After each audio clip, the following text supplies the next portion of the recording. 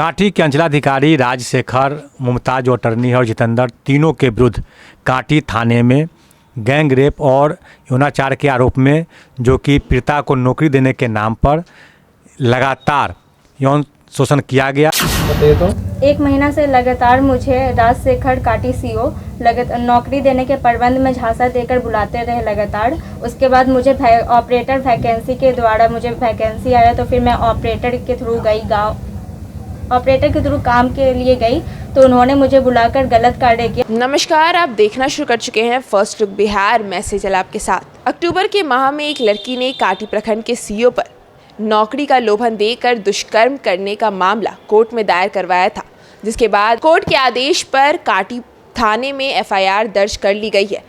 CO के अलावा अन्य 2 पर भी एफआईआर दर्ज की गई है, जिसमें केस के वकील सुधीर ओझा क्या कह रहे हैं आप खुद ही सुनिए। कांटी के अंचलाधिकारी राजशेखर, मुमताज अटर्नी और जितेंद्र तीनों के विरुद्ध कांटी थाने में गैंग रेप और यौनाचार के आरोप में, जो कि पीड़िता को नौकरी देने के नाम पर लगातार यौन शोषण किया गया, उसके आरोप में कांटी थाना कांड संख्या 9/50/2023 इन तीनों के विरुद्ध दर्ज की गई है।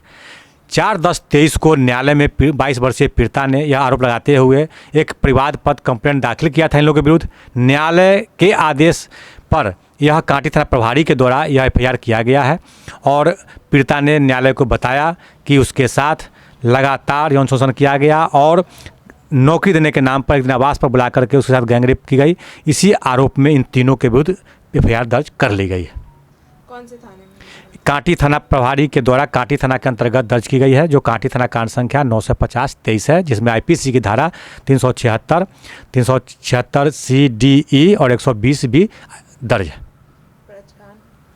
जी, सुधीर कुमार ओझा, अधिवक्ता, मुजफ्फरपुर, बिहार। बताइए तो 1 महीना से लगातार मुझे राजशेखर कांटी सीओ नौकरी देने के प्रबंध में झांसा देकर बुलाते रहे लगातार। उसके बाद मुझे ऑपरेटर वैकेंसी के द्वारा मुझे वैकेंसी आया, तो फिर मैं ऑपरेटर के थ्रू गई, गांव ऑपरेटर के थ्रू काम के लिए गई, तो उन्होंने मुझे बुलाकर गलत कार्य किया। उन्होंने मुझे अपने घर पे भी बुलाया और घर पे बुला के मेरे साथ गलत कार्य किया गया।